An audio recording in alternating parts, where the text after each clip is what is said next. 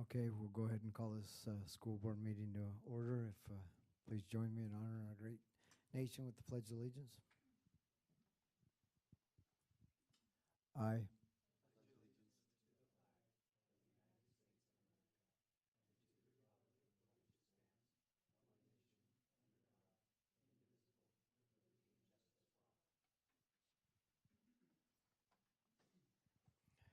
would like to welcome everybody here tonight and those watching online.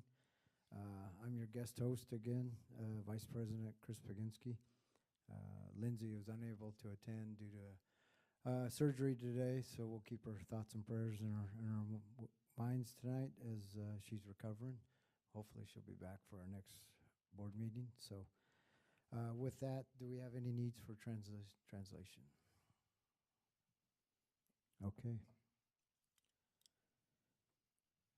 We'll go ahead and can I get approval of the agenda? I'll motion to approve the agenda. I second it. All in favor, say aye. Aye. All opposed, same sign. Okay. Next on the agenda, we'll student reports, but we don't have students here yet. So we'll table that. And then Director Gerber, what say you on legislation? No legislative report this evening. Alrighty. Move on to board member discussion. Do we have any board member discussion? I think we'll probably have some more discussion after we have the informational items after that. Alrighty. Do we need a NSBA conference commitments now, or do we need to?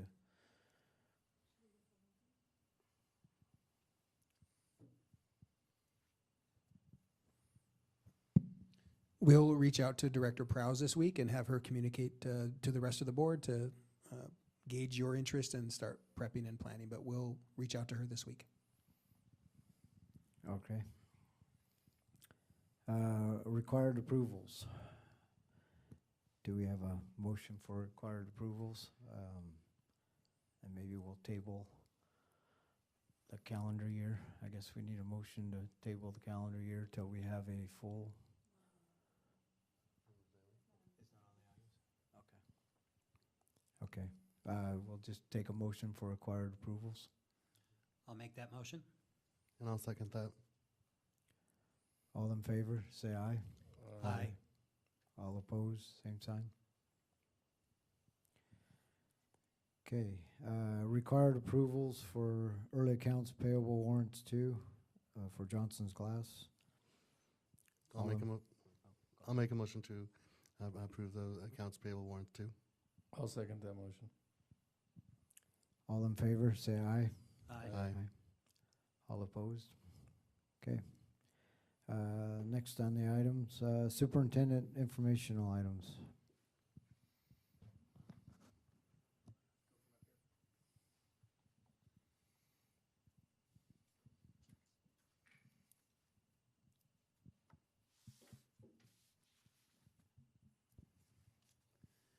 I wanted to sit up here today so we could have, from time to time, the opportunity to have a dialogue or a conversation back and forth. And I think this is a particularly important topic for us to be discussing with some of the, I think probably the word I've been using most often is confusion and tension in the system, not only in our community, but in our state and in our country. And I think it's important that we talk about that. So I want to jump in and share some slides with you about, first we'll start right here with, which I think is the foundation for all of us, which is this really cool collection of people and perspectives that we have in our community and in our schools. 7 or 8 or 9 schools listed up there, all with very unique cultures to them. Hiawatha Strong, Go Hawks, all these sort of things that come from individual school leaders and from school leadership teams, bringing their perspective to the work. And I think it's important for us to recognize and remember that we support and try and lead all of those different perspectives and voices. And I want to talk about how we should think about doing that. So if you remember this slide during our strategic planning process, and this was really a visual or an image to say we really want to be that group on the right, tightly woven team, headed in the same direction, doing some really cool things. If you think about our boys and girls wrestling teams this weekend, outstanding showings at the state tournament, like second and third in the state, some of the best wrestlers in the state of Washington, really strong programs, tightly woven expectations. Our goal is to get to the Tacoma Dome and to perform well when we get there. That's the kind of organization anybody would want to have. And why I wanted to call back to this image is certainly during election times, what can happen is you have a candidate who sets a vision, right? I have a vision for where I want whatever position I'm running for. When you ran for school board, you had a vision for the work you were bringing to it. This is what I want to accomplish as a school board member. And certainly President Trump has set a vision that he has for America and said, this is the way I'm going. This is what he said when he was running for office and what he's trying to put into action. Why I think this visual is important is for us to wrestle with and think about what happens during this transition is whether or not we're in arrow 1 or 2, especially in a state like Washington, where the arrows in Washington might be different than the arrows coming out of Washington, D.C. And how do we deal with and manage and communicate that, right? I think the other particularly interesting moment that we're in our country is that there's actually, I think, a move to change the shape of that arrow, either to compress it and condense it or go from arrow to arrow much quicker than maybe has ever been done from that level of government. And we're all part of that, experience. We're all having that as American citizens and as leaders in our school district. But I think it's a particularly powerful image for where we are in the country and where we are as a school district. And it's good for us to think about that. How do we make sure, because if you remember the arrows on the left, those lead to confusion.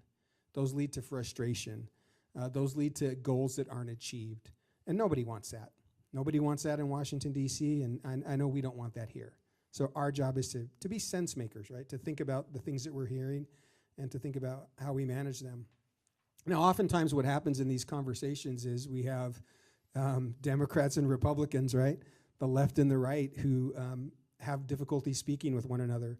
And if you remember when we went to the NSBA conference in New Orleans and we heard from some folks talk about the Dignity Index. Remember that experience that we had? And I know that Director Pruneda in particular had a couple of interactions in individual sessions with people from different parts of the country with very different political perspectives. It was a very diverse group of Americans in that building. What was really cool, though, I remember when we left, was it seemed like everybody who was in there, even though they had different political opinions, enjoyed what they heard, which is we need to talk about this in a civil way. We need to at least be kind to one another. We might disagree, but we should be kind to one another. And then Director Gerber and I and Will Von Brock, when we attended the WASDA and WASA legislative conference, the Dignity Index folks came to Washington and provided a presentation. And so it was another reminder for us. Because here's what happens right now in our country is that these entities and the leaders of these groups to get elected say things and push ideas and agendas that it's just a butting of heads. And at that level, maybe that makes sense. Maybe they should be setting vision, but there's all these details that we have to work out, right, that we have to think about. And those details are represented in these arrows. These are some of the small details we have to put into action. And I think it's, again, important for us that when we're communicating with our constituents that they understand what we're trying to do and what pace it's supposed to happen at if all they do is read the headline, okay? So this isn't a discussion about who's right or who's wrong or what we should be doing in the Othello School District, but it is a reminder for all of us that when we have these, we need to have these conversations, we can't ignore them, and we need to be really clear about what we're saying and why we're saying it, and let's say it in a kind way. I really wish the students were here today because a powerful reminder for me during the COVID experience was the kids watching the adults and how they treated one another. And I think the kids are watching us again at this moment. They're paying attention to what adults are saying to one another. They're paying attention to what their teachers are telling them in class. They're paying attention to what they're hearing at home and their parents talk about. They're watching us. And it's important that even if they disagree with our ideas and what we might say is the right agenda for our community, they are learning how to treat one another. And that's an important lesson that we learn in schools. So this is just a brief, it's certainly for the board, but also for the community. When you think about this alignment and this idea of how things flow, the President of the United States, President Trump, has the federal authority to do some things and to make some statements.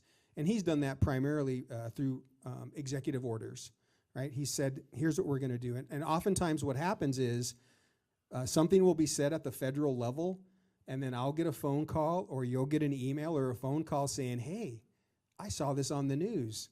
Are we doing that tomorrow? And people are shocked when, no, we're not doing that tomorrow. Well, why not? I thought it was law.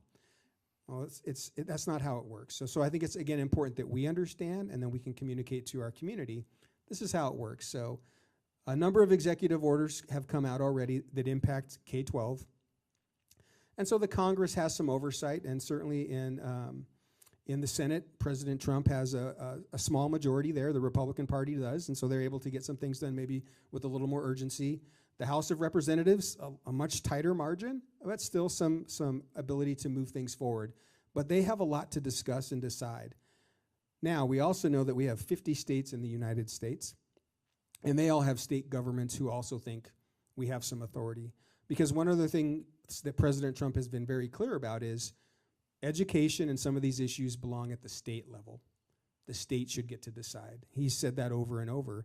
And so as some of these messages and orders come out, layered behind it is, what's your state going to do? And I've shared this in a couple other settings with other schools. In a red country and a red community, but a blue state, there's some things we have to manage that can become confusing for people. You're going to hear tonight a couple of short video clips from Superintendent Reichdahl, and I think it's particularly important for all of us to pay attention to the messaging that he's putting out, because ultimately, if you look at that sort of chain of command, so to speak, as OSPI gives us direction and the State Board of Education, it'll be up to us to respond to what they're saying. So, any questions so far or thoughts? Yeah, Pete, thanks for doing this. Kind of on the federal level, like he's kind of implemented, it's going to go back to the states. But if the state doesn't necessarily agree with his view, are we not going to get, as the state of Washington, going to be limited on funding then? Yeah, that's a really good question. And in a couple of slides, and actually the title of one of the slides is fear of funding. Are they going to pull those funds away? It's actually one of the things that, because again, this is a left and a right issue that we heard during COVID. Hey, if you open schools, we're taking your money, right? And now they're saying, hey, if you don't do this, we're taking your money. It really does come down to those federal funds flowing through to states. And there will be a brief description of what President Trump has said about his ability to, in fact, do that, and then Reichdahl's perspective on that. So you'll hear that in just a minute. So just so for clarification, so OSPI is that red level there. They're interpreting the federal and state laws and how that applies directly to us, right? Correct. School boards. Yeah. So Reichdahl's been elected, and that's how it works in the state of Washington. And so he has responsibility to listen to the state legislators, to the governor, and say, hey, in Washington, this is what we do. And he's sort of the voice and vision for that. He's been pretty public about some of his views that are counter to what President Trump is saying. And he'll be very clear in the video that we're Washingtonians and this is what we do here. Now, and we're all very well aware of the political diversity in Washington. You get over the pass, it's a different context and climate. We work in that, right? But I'm still responsible for responding to direction from OSPI. And if we're going to alter from that or defer from that or share our voice about it, we should just at least be aware of it. What's he saying? And if we don't think that that's what we should be saying, we share our voice. We share our piece. But yeah, this is really meant to demonstrate to the community, again, that there's a process for how this should roll out. And some of those layers cause inefficiencies. It just takes time to get through. So again, when you're getting a phone call saying, hey, I saw on my Facebook account that this is was announced, when are we doing that in Othello? Certainly reach out and we can help you think through that. But most of the guidance we've been giving is we're going to wait 90 to 120 days. That's what most of these orders say. He's actually giving the agencies in that blue chunk some time to figure it out. Hey, I want this done. Here's the vision. So if I go back to this slide right here, what he said right now is, here's the vision, here's the big arrow. You figure out all the little arrows, and you have 90 or 120 days to do it. And again, that's when people can get confused. How come those arrows aren't aligned yet? Well, number one, much of this has ended up in court already, so there's going to be some of that to deal with. And then it'll be a matter of sort of the negotiating back and forth of where it's going to land in each individual state. And I also want to highlight in particular, executive orders are not a new thing. It's not something that President Trump invented. He's certainly not the only president to do it. On day one, many of his executive orders were to take away a bunch of executive orders that Biden put in. So there's this, again, this is not a conversation about who's right and who's wrong and what we should be doing. It's really a conversation of here's how the structure works, here's how governance in America works, and here's how we need to think about it. Now, President Trump's style is very different. He's been very vocal about the executive orders, and he's been using them to communicate his vision for the country. And the fact that we're talking about it, I think, demonstrates that he has some success in communicating that this is where I want it to go and this is what I want done. And then again, it's up to us and the supports in our state to try and make that happen.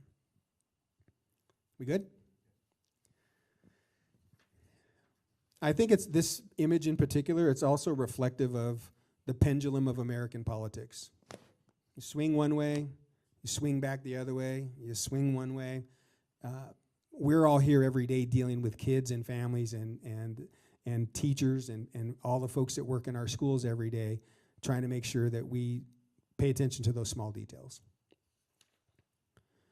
Now, over the last few weeks, we've received what's called a Dear Colleague letter, and this is a letter from, it's an official correspondence, and it's sent out to sort of to let you know, hey, you better take this seriously. And these Dear Colleague letters come from the House of Representatives or the United States Senate, and they send them out to communicate these broad ideas.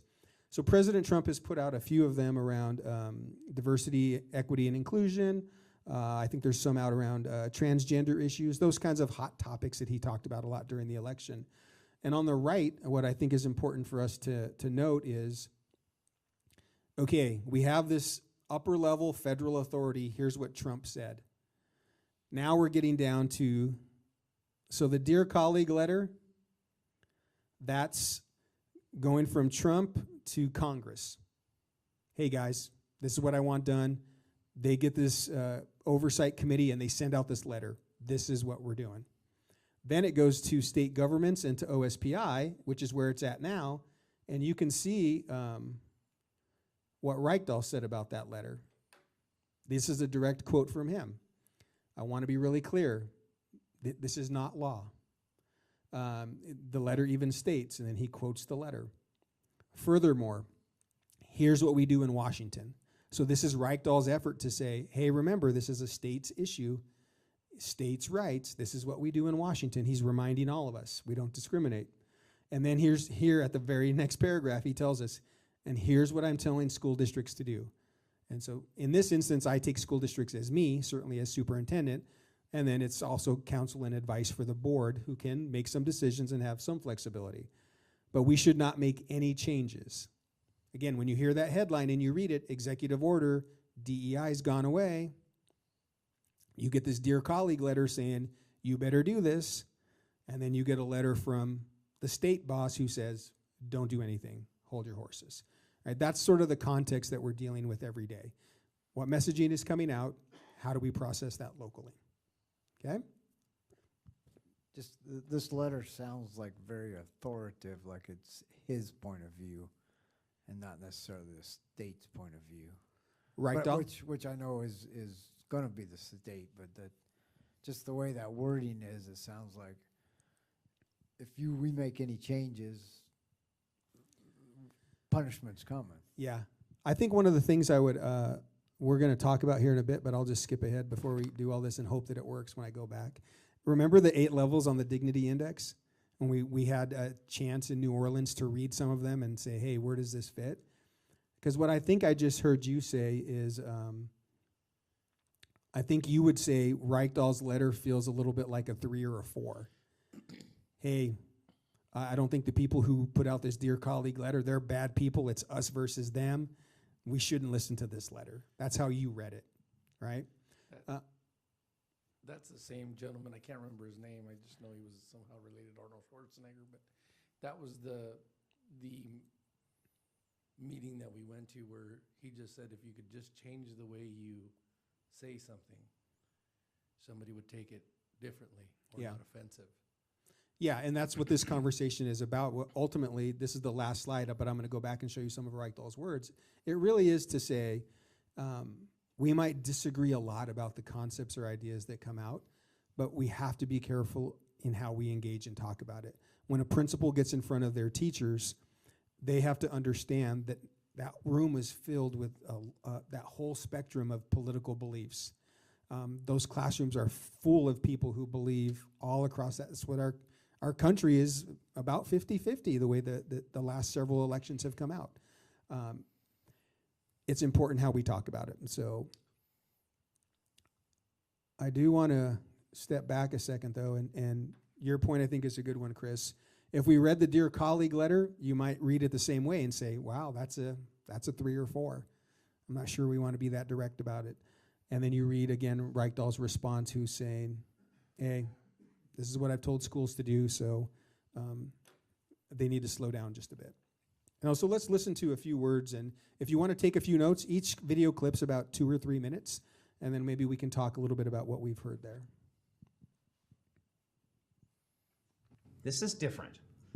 This is going to require us to have a civility and a respect for each other that's really, really compelling us to support our kids in a different way.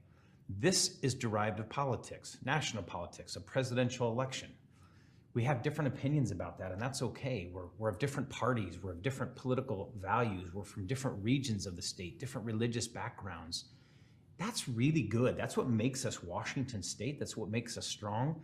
But it also means it's harder to be in common about this stuff because there are folks who just flat out believe differently than somebody else. It doesn't change the fact that we can be on the same page about the law, what our state laws do, and what the federal government owes to our state in all of this process. And it doesn't change the fact that every single day, 1 million Washington kids go to classrooms. They're in front of teachers and paraeducators and building leaders and school bus drivers and so many people who care about them. Because no matter what, no matter who we are politically as individuals, we have a common interest in our public schools. And on that, I hope we can unite. So let's get into some of what we faced over the last 3.5 weeks and where we go from here. First, we got an executive order from the president around undocumented youth. There was clearly an effort here to use his immigration enforcement processes to do something that we've not seen in decades, which is potentially use our schools, our churches, and our hospitals, previously safe havens, to enforce immigration. Now, we're not federal officers in the state of Washington, and we're going to follow all the laws, and that's the guidance that we've given our school districts. But it's really important for all families to know that in this state in particular, our Constitution guarantees every child who resides here a basic ed. They have a civil right to basic education regardless of their documentation status. That's our law, that's what we're going to follow, and that's what we've told our districts. It means that they absolutely are going to stand strong to gather the appropriate information if ICE officers or enforcement officers seek access to students or data on our schools. Within the law, we get to expect a court order or some kind of court requirement that officer is there. We get to identify who they're seeking out and what information. We get to notify parents and guardians, local attorneys. We get to notify our principals and our superintendents. We've got a framework here for protecting kids within this current executive order. We won't violate that. Our state laws and our federal laws allow for us to protect kids while we follow the federal framework. Any questions or comments about what you heard him say, maybe as it relates to the index, good or bad? Okay. He just said undocumented kids. I thought it was just undocumented immigrants is what the executive order was.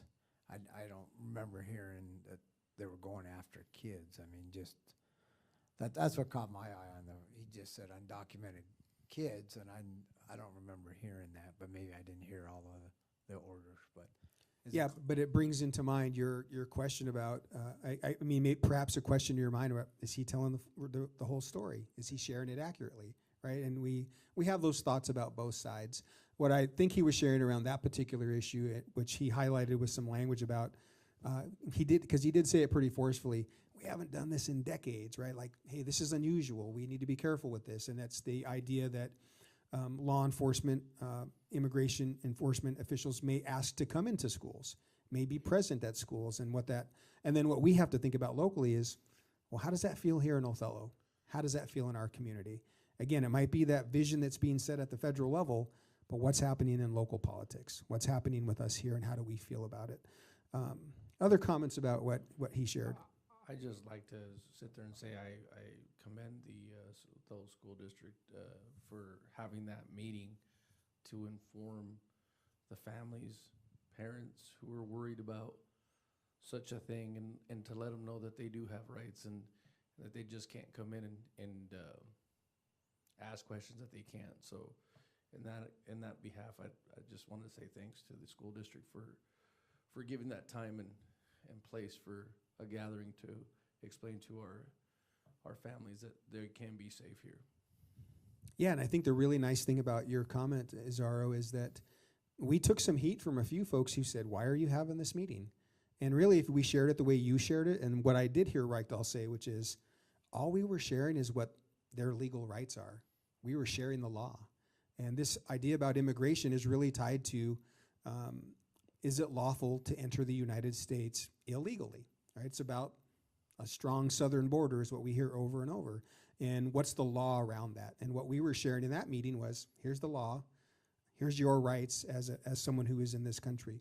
The other thing that I heard Reichdahl say, he pointed right to states' rights by saying, in this state. He also said, the feds owe us, right? Sort of really setting up this contrast between Washington, D.C. and the state of Washington.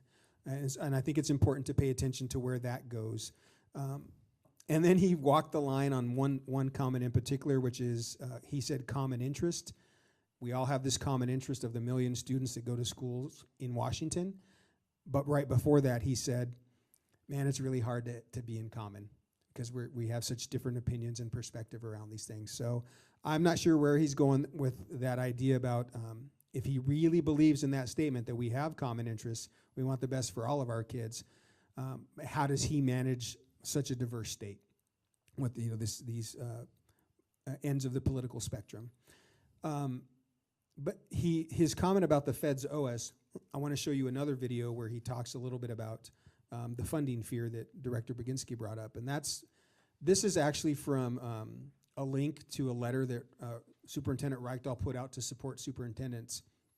And it really outlines that they can't just take your federal money. It describes the process that they would have to go through. And really what it felt like when I read it was, hey, you better knock it off or we're going to take your money. And you have 30 days or 60 days or 90 days to tell us what your plan is. And so the state would have an opportunity to respond and prepare. Are we really going to, fight this fight and turn down the federal funding that comes in? But Reichdahl does talk about the amount that is out there, and he pushes back in an interesting way about the state of Washington. So I'll show you one more clip from him. That is bipartisan. Now I want to scale this for you. Our state spends about 7% of our education budget comes from federal sources. So, 7% is not small, but it's also really, really doable if they'll protect the real key civil rights elements, what we call Title I for high poverty communities, meals for kids, and supports for students with disabilities. Those three program and function areas alone are nearly all of our federal dollars. And we will go to bat to protect those because that's what the federal law, state laws say at the same time. Again, no matter how you feel politically about the size of the federal government shrinking or cuts in the federal government, they can't happen absent changes in state and federal law. And right now we're going to protect those as we sit today. Our commitment to Washingtonians is that we're going to protect the civil rights of every individual here. We're going to stand up for our Washington values, which absolutely tend to put more protections around students and populations that need it than the federal law does. That's just the way it is. And again, as long as the federal government doesn't change their legal stance, interpretations from the U.S. Department of Education, they're not going to change us. Executive orders from the president that are outside the scope of federal law, that's not going to change who we are either. And I do want to remind you that even in the Dear Colleague letter that we got from the U.S. Department of Education that threatens to take away our federal money, they say right in it that they don't have the power of law to actually do that. They're trying to intimidate us into that, which we will not be intimidated.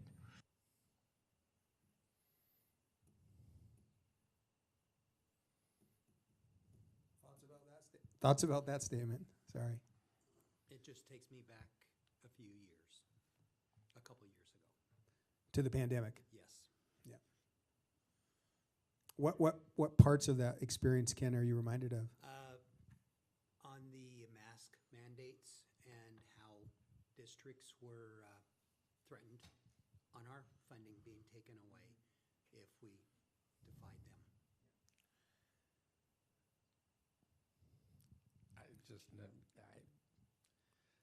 Listen, everybody knows on this board and whoever elected me to get on here that I'm probably the loudest one and the most vulgar one, but it doesn't seem like they like the shoe when it's on the other foot, when the tactics are being used on them.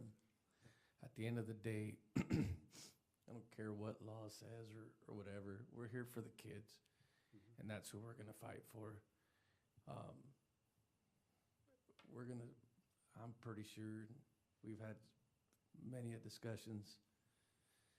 At the end of the day, politics is game, and we're dealing with little kids. And at the end of the day, that's who we're going to protect. Whether we lose funding, whether we lose whatever it is, this community will come together one way or another to figure it out. We always have, and we always will. That's the good thing about living in a small town. So.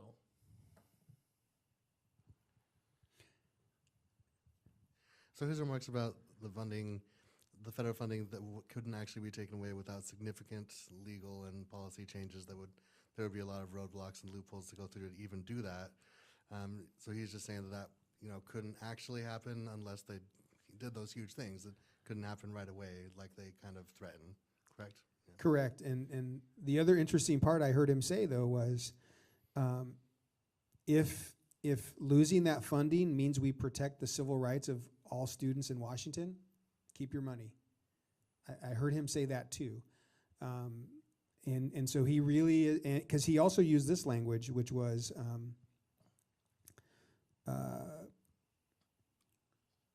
they're trying to intimidate us. So if you think about the Dignity Index, he's really saying to them, like, wow, we're really good people. We care about all kids in Washington, and these bad people, they don't. That's probably at least a level 3, maybe a level 2, right? Some of that language, but it's also some of the language you hear from the other side who are saying, I can't believe you're doing these things in your schools. I can't believe you would allow that to happen in Washington. I can't believe you board members and the superintendent would have a meeting like that, right? Again, the tension on both sides of it, acknowledging that it, like you said, Azaro, they don't like it when the tactics are used this way or this way. And what I want us to think about is, what's our responsibility for every student and every family in our school district? And for us to really work towards, because if I think about maybe what I would have encouraged Superintendent Reichdahl to think about when he's thinking about that they're trying to intimidate us, might be, hey, I've heard some things, and maybe this is a level 5 or 6. Hey, I'm part of this national superintendent cohort, and I heard in DC that they're really going to push this idea about taking some of our federal funding, and we use a lot of that money to feed every kid in Washington in communities like Othello, where every student gets a meal for breakfast and for lunch. I don't want to risk losing that in Washington, so tell me why you feel this way about risking taking that away from our kids. What do we have in common here, right? And then you engage in this conversation. What I'm pushing us to do is for us to behave like that.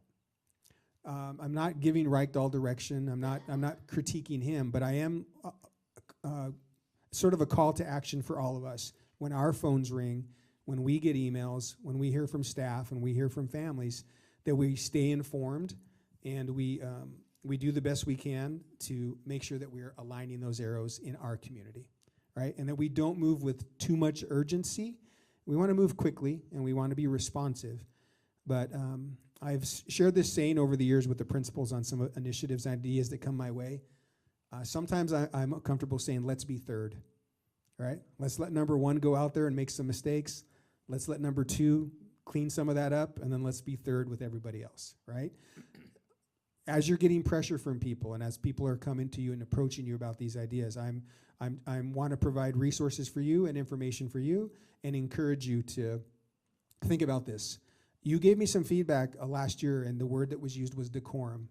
And that's really landed with me, and I tie that to this as well. Trying to be not quick to respond. I want to be responsive, but also being thoughtful about what's being asked of me, what's being shared, and I'm encouraging you to do that as well. Not because I haven't seen you do it, but because this is a particularly confusing time right now, and how we respond and what the kids see us do with one another is so important. Because just like Ken said, he remembers 2 years ago, and every kid that went through that COVID experience remembers what their teachers were saying to one another, what we were saying to one another in board meetings, what was happening in community protests. Because like you both said, a small, tight-knit community, we remember how we treat each other. So mine goes back to the public comment, and it's funny you brought that up. You want to be first, or you want to be second, you want to be third, and think about what you say. Well, that's been 2 weeks ago. We had somebody come in with public comment, and I'm gonna ask that if the public can come in, just remember that we got 3 kids sitting in this room that are watching how we behave. And yes, I know that the board never answers, or we don't ever answer questions, but it doesn't mean we might not want to. This is probably not correct for me to come out and say, but everybody's willing. We're not elected. I mean, we're not appointed. We're elected. And there was a few of us that ran unopposed. If people in the community want equality, they're more than welcome to put their name on a piece of paper, go through a race and be elected. And I'm different. Once again, I'm not going to let anybody come in here and badmouth 4 other people that sit with me on this table, donate their time for kids. We'll talk. We can talk all day long. You can tell me. But 2 weeks ago, it felt like the same thing they're fighting for is what we were being attacked for. And you're never going to get nowhere with that. We have to be role models for the kids that we are putting through this school as a community. I tell everybody, if you're more than welcome to come up here and speak your mind, do it professionally. Don't come in here trying to intimidate somebody, point something out. Speak to them. If you want to record it, go ahead. I don't think none of us are very, well, maybe Aaron's really good looking, but I don't know about me. But we need to set an example as grown-ups for our kids. They look upon us to be the role models that they need to be growing up. And if we're going to act like childs, we can't expect much more from them. So if you do come in with public comment, if you do want to have a conversation, we're not always going to be on the same side, but we could definitely talk through something and get to a common ground. That's the only response I have to last week or 2 weeks ago. Yeah, I appreciate you sharing that perspective, but maybe clear a few things for the public and for the board as well. The board is certainly has the ability to respond to public comment and can take questions. They're just, again, a best practice and a caution about how much back and forth you want to have with an individual. So I don't want you to feel like you couldn't challenge or question someone who's here. So I want to make sure that I have been clear about that with you. And the other part of this evening was making sure that whoever sits here and whoever sits there thinks about being dignified when we do it. So I appreciate your comments, and we'll make sure that we hold ourselves and everybody else accountable. So again, tonight was more of an opportunity to provide some clarity for you, because I know you're getting lots of questions and I know you're getting lots of emails, and to let you know that we're getting those as well, and we'll always keep the board informed and continue to process. And as we move into the next 30, 60, 90 days, we have plans that we use in the school district, 30, 60, 90. Our jobs are gonna, I think, look different here in a little bit, and some of the tension that we're feeling, this summertime, we're going to have to get after it if there's policy changes that you'll have to manage and deal with, and communications that'll come from WASTA. So thank you for the time this evening and for your attention. Aaron? One more quick question. I hate to bring it back around to numbers. The 7% that he mentioned, that was like a statewide average, but for school districts like us who, like you said, provide breakfast and lunch for all schools, what would our federal funding percentage be? It would be higher than the 7%, right? Yeah, I knew Amy would have it. I asked her a few weeks ago, but I let those things roll off. That number? So it's 10? Yeah, so we had 13,860,000 in federal, 4.8 million was ESSER, So actually, it would be Yeah. closer to 10. Yeah, and food service and Title I is another 5. yeah. So 12% would be the number. So like if it was taken away, that would affect our district more than other districts on the other side of the state. Correct. So Correct. And in another part of the video, what Reichdahl also challenges is what he calls sort of us compensating other states with lower tax bases. So what he's actually saying is, don't send us that 7%, but don't take all our state taxes either. Just let us keep that money, and we'll be ahead of the game. So again, it really is this us versus them idea. We send all these extra taxes to other states across the country so they can run their schools and run their states. We're not going to give you that money anymore. Just let us keep it. And it's that sort of isolation idea that I think is dangerous, not only for Washington, but for every state. So again, and again, I was thinking about what are our leaders saying to one another and how are we behaving with one another that's so important.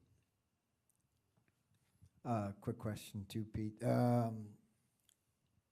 Reichdahl didn't comment on it, but I know President Trump has when he had referring to education at the state level, but he has made it aware that the money should follow the kids.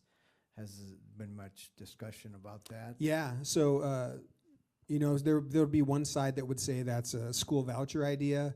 It's the subsidizing of private schools, primarily faith-based schools, where you might pay $10,000 in tuition, but the $10,000 that the state sets aside for your kid to go to school, you don't get access to that money. And so the idea is, give me my $10,000 check and let me go to that school over there. Washington has been one of the strongest states in the country in pushing out charter schools.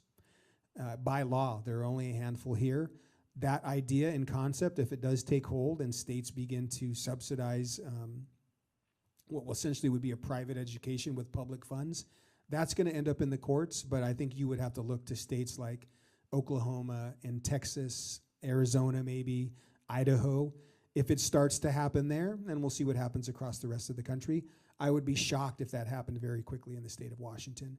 The power of the lobbyists, particularly in Olympia, they have done a job for decades in keeping charter schools out of Washington. You see some of that in California and certainly in some of the southern states, but not any options here in Washington, really. So again, that's a really good question about federal idea, federal authority, and if it is states' rights, Washington will be one of the last ones to go there. All right. Well, thank you for the dialogue and for the questions. I actually kind of cool sitting here watching you. So maybe I'll sit up here from now on, Marisa, if that's okay.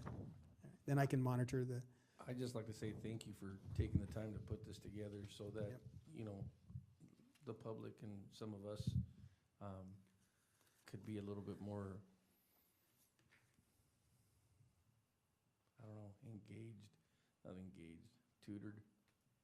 I don't even know what the word I want to use. The no. No, not that one, 'cause this is not education, this is politics. You know, you can't learn that. But once again, thank you, Amy, for the numbers. You don't get enough credit every once in a while. Thank you.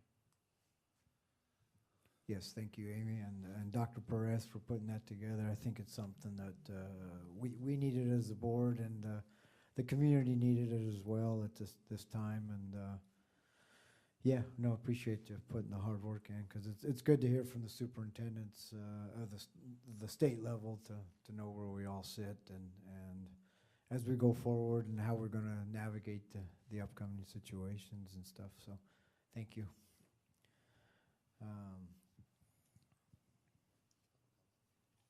Yeah, we'll go ahead and move into public comment, and we got one public comment tonight. Robert Pernetta, the floor is yours.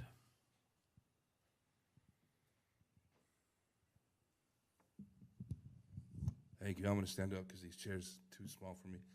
I appreciate your time, and I just have a quick comment on Reichel.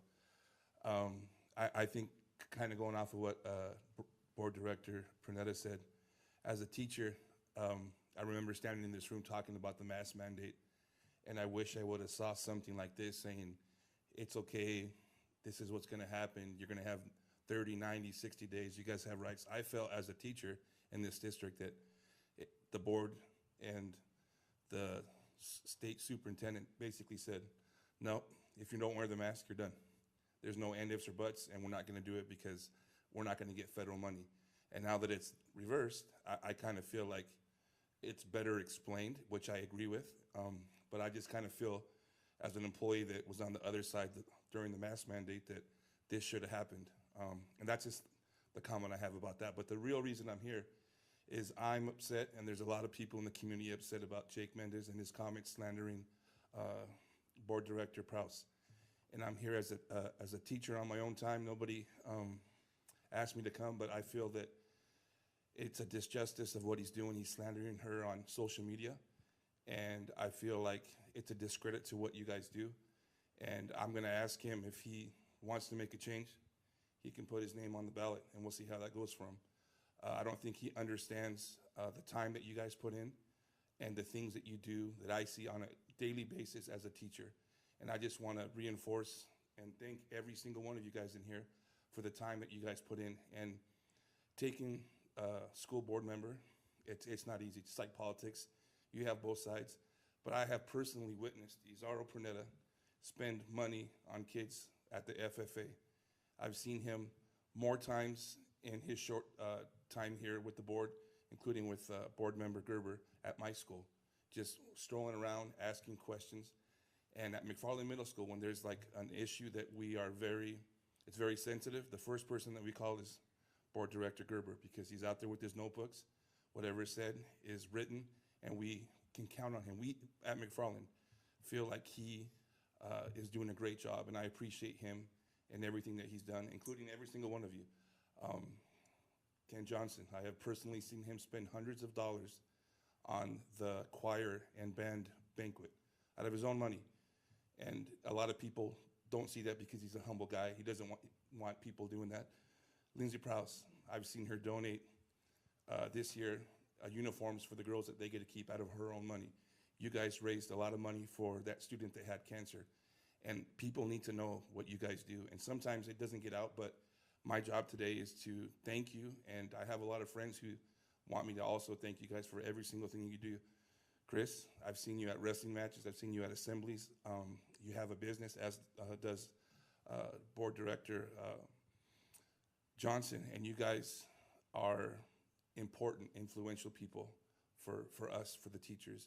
And I just, again, want to reiterate the fact that as much slander as you've received the last couple of weeks, understand that there's people that love you, including myself, and without you guys, we are not doing it for the kids. And so thank you guys for everything that you do, and your job does not go unseen. There's a lot of people that see you guys doing your own things, showing up to games, but again, thank you for your time, thank you for everything, because you guys don't make any money, and you're out here for one reason, it's for the kids, and that's what the teachers do for the kids. And it doesn't matter what you are, red, blue, whatever.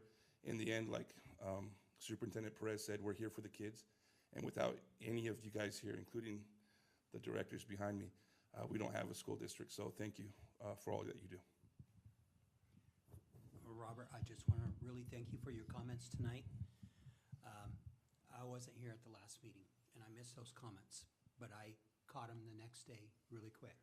And it was disturbing, what I heard, because one particular board member was being picked out because of her choice or her candidate for president, which we all have our choice for president. And I'm going to make it known that I was a Trump supporter too. People are entitled to their own opinion, and I respect that very much. but they're not entitled to tell me what mine is. Mine is for the kids of this district. And I believe every board member here is the same thing too. That's why I really appreciate your comments tonight. Thank you for your guys' time. Appreciate it. Yes, thank you, Robert. Appreciate your words of encouragement. I appreciate the letting the public know how you feel, how the community feels, because that's how we feel. So thank you for taking the time out of your busy night. Have a good night.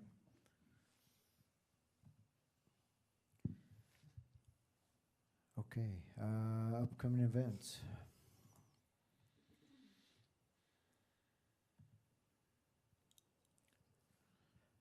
We got the next board meeting, March 10th. Hiawatha site visit on the 17th, and then another regular board meeting on the 24th. Any other upcoming events anybody can think of we need to make note of? I don't remember the date off the top of my head, but they'll be having the FFA dinner to support the kids, so Yeah, March 15th. there you go. Yeah, at JR Ranch Sale Barn, FFA banquet, yeah. Yep. Good idea, Azaro. Just one more, we'll do it on our board deal assessment. We'll throw something in there real quick. Okay.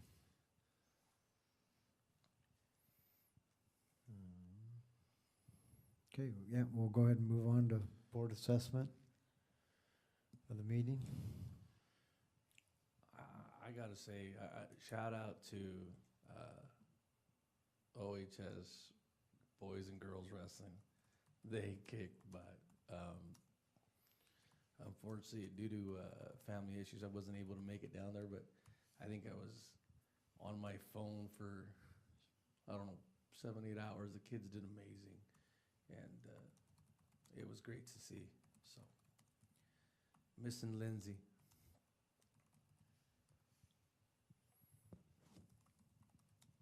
Yes, missing Lindsay, but I know she's watching, and Madam President, hopefully you feel better soon, and we're here for you. You got our full support, no matter what the comments may bring.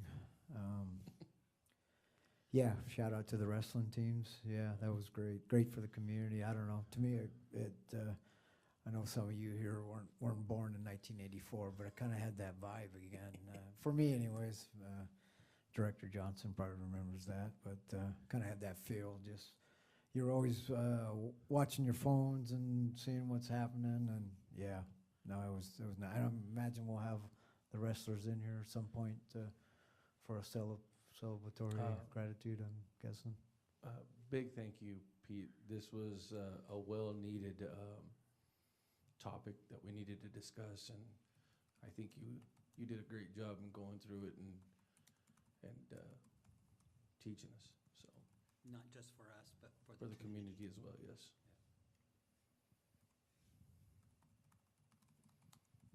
Just to add to what Director Fernandez said, I know that Director Superintendent Perez, works hard on this as well, and that he's also criticized a lot, but he does a great job at keeping everything civil. I also should have brought up in board member discussion, but I was able to attend the jazz night last week. They did a great job, all the choir and band kids there, and they raised a ton of money for the music boosters, so that was really good. I just got to commend Aaron on his haircut. I just have to. I'm sorry. Looking good there, buddy.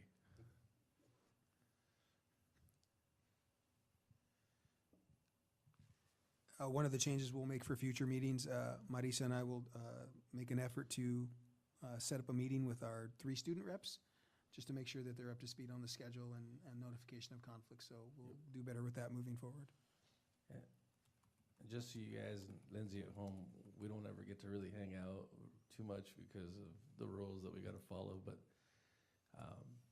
I appreciate each and one of you guys sitting on this board and sticking up for these kids and trying to do the best. And so even though we don't get to hang out too much or have conversations as a group, when we do, I really cherish those moments with you guys, so thank you. Yeah, I'll agree on that, and just while the public's on and can watch this, that the public should know that we do have we are 100% for the students and the safety of the students regardless of the rules, so just so the parents know that their kids are in a safe environment, whether they're on the bus or in the classroom, that all laws have to be taken, and the board is always 100% on safety, and so I just wanted to let the public know that. Okay, with that, we're gonna adjourn for 30 minutes for an executive session on the sale or lease of land, but no immediate action will take place. So with that, meeting